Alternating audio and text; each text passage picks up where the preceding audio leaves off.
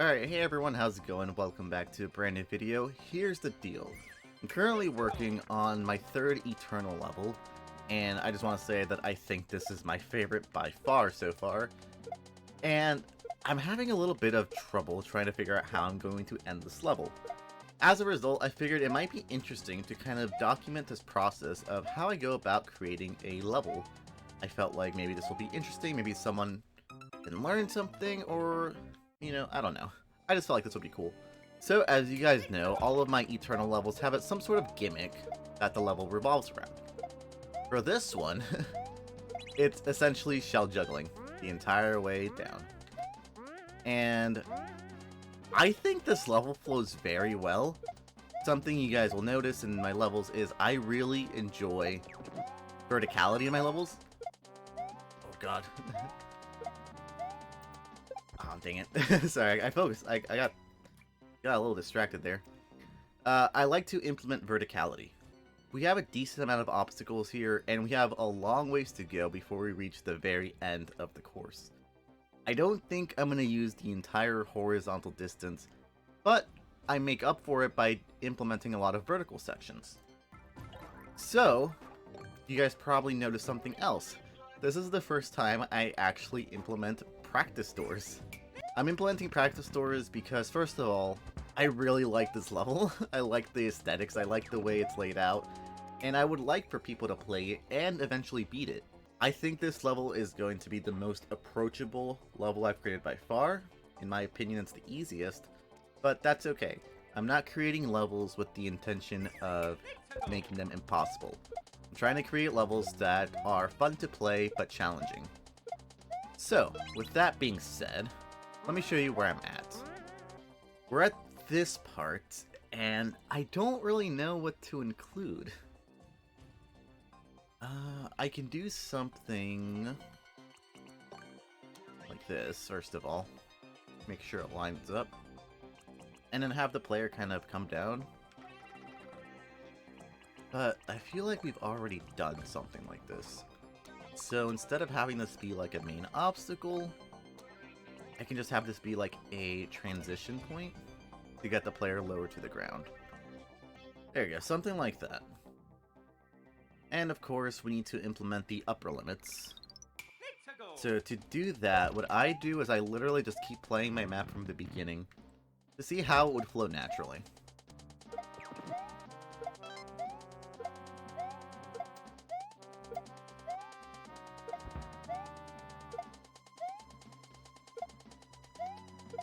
Oh, darn it.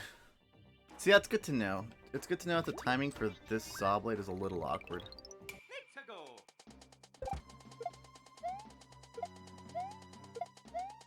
Ah, darn it. Okay, whatever. So you get here.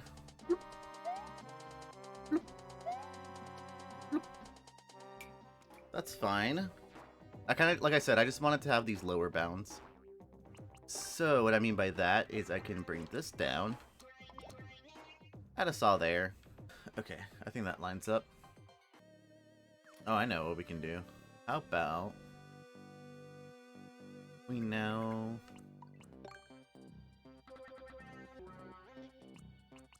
and I can put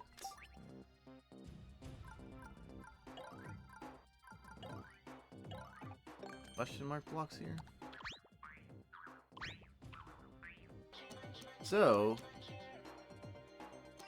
the objective is going to be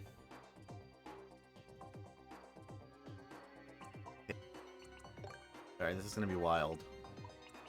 And then we'll put a vine inside of there. And then to finish this off, I'll put a... Where is he? Put a spike here. There we go. And I'll extend this wall upwards so that your shell doesn't accidentally get caught in there. Alright, so how about we increase this a little bit and we add another practice door. If you're wondering how we're going to stop people from just using a practice door and then going to the end, There's two ways we're going to go about preventing cheese that way. The first of all is we're going to have a clear condition where you can't touch the ground once you leave it. That's the easiest way. The second way is including these red coins that you can only get through a specific order. You have to go from start to finish. That's kind of nutty. Like, I don't want this to be super unfair, though. This is an EterNull map, I understand that. I don't want this to be dumb hard. Let's do something like this, I think. That seems kind of weird, but maybe it works.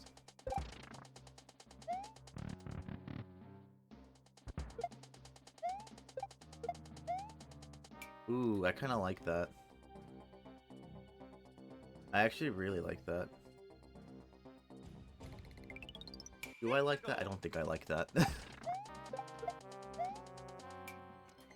Okay, let's move everything downwards. Just once. That might be enough to improve the quality of life.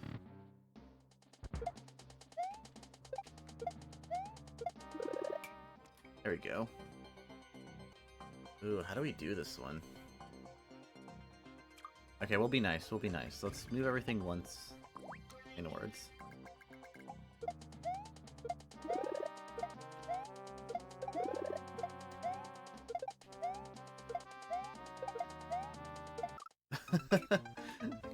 Okay, that works a lot better. I just could not hit that middle one for a second. But I feel like this is fair. This is a fair challenge. In fact, I'll include another one, actually. I like that so much. I like that so much that I'm going to include another block.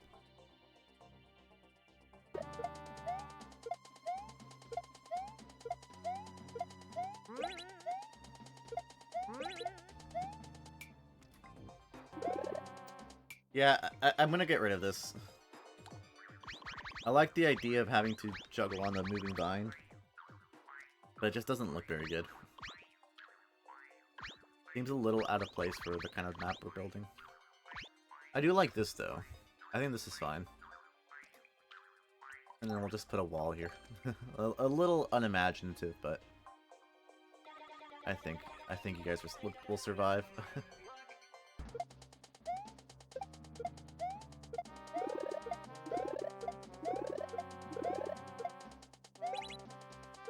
Ooh, that works really, really well.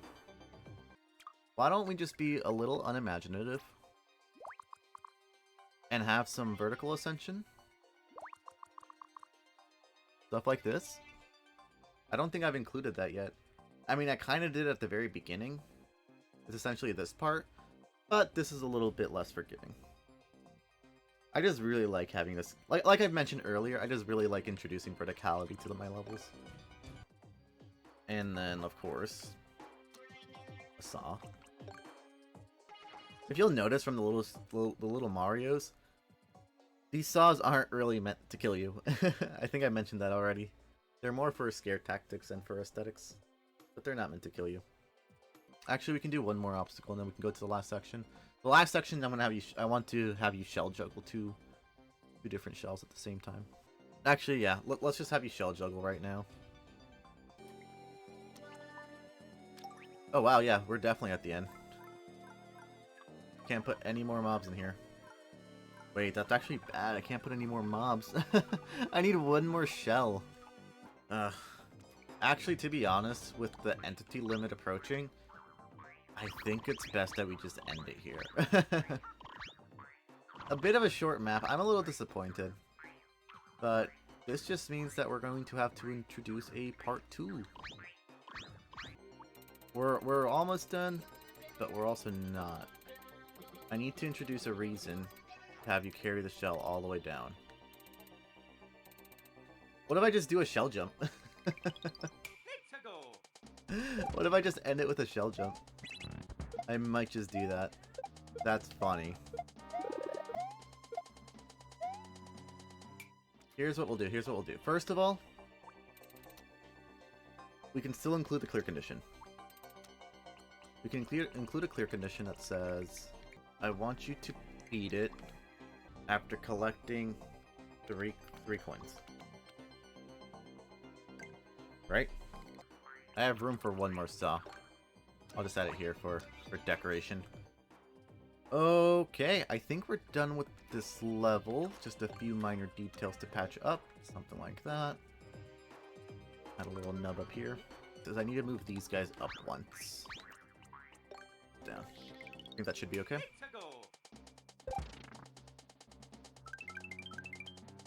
Alright. There's your 1-ups. I kind of liked... I mean, I like all these sections. I think these sections... I really like this level. Now let's go ahead and upload this bad boy.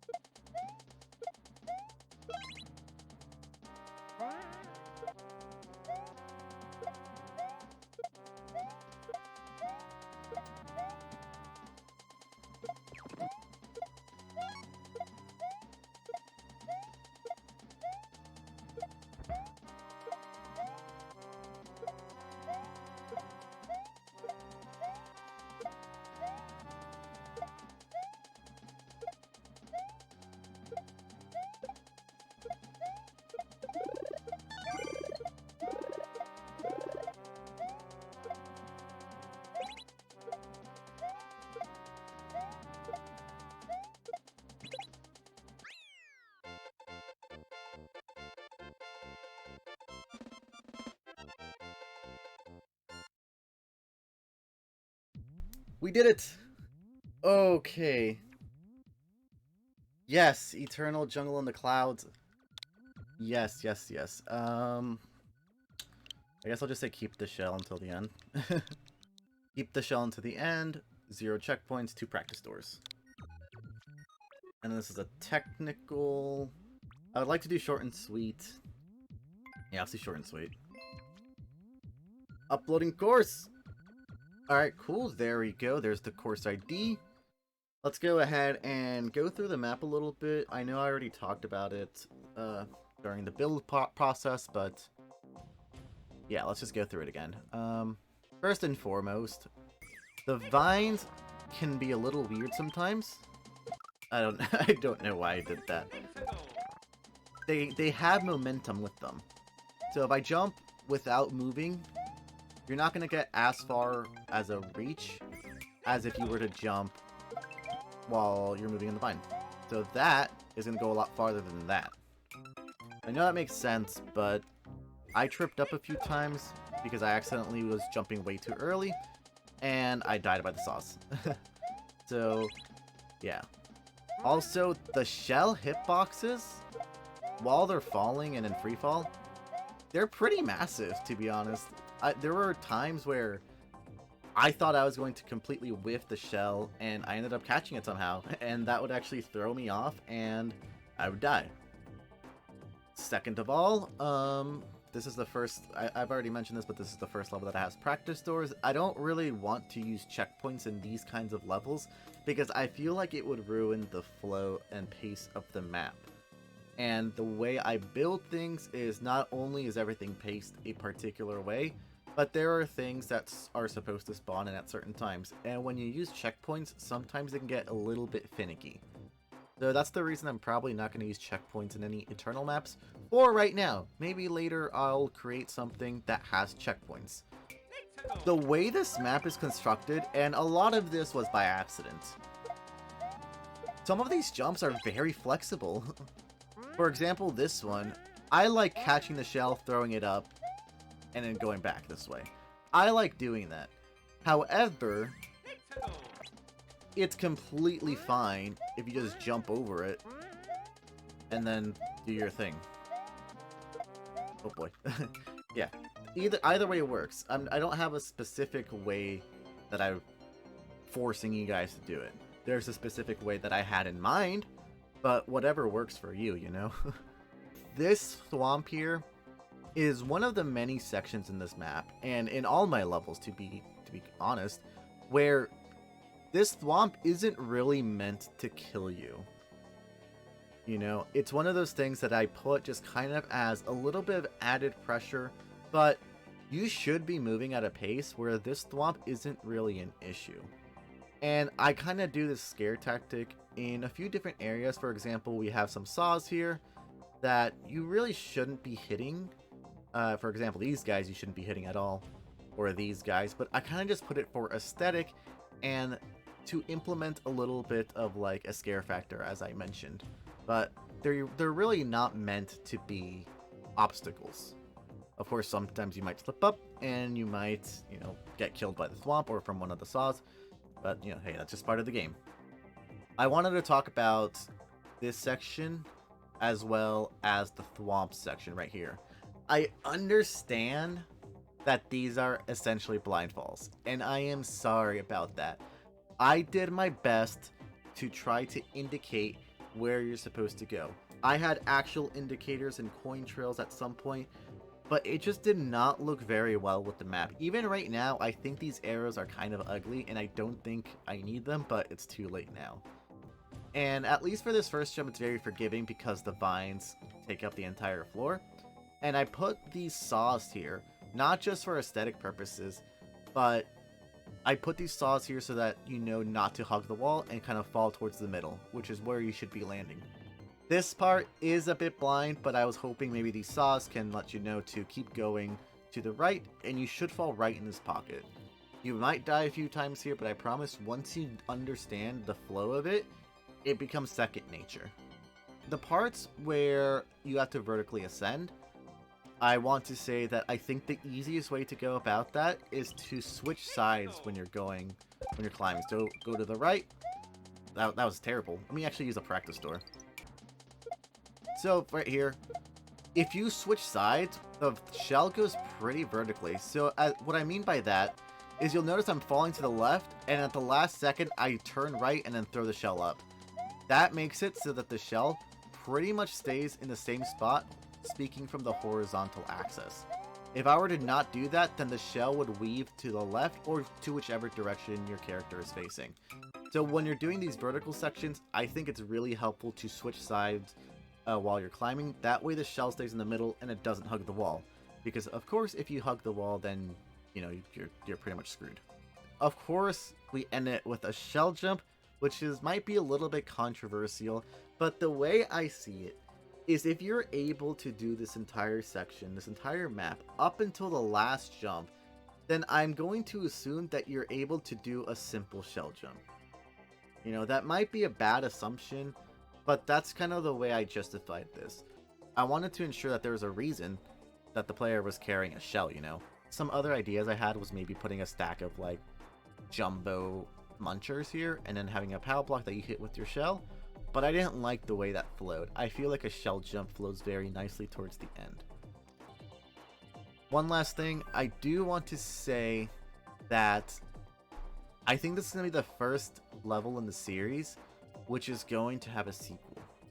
There are too many ideas that I didn't implement this because the difficulty curve would be astronomical.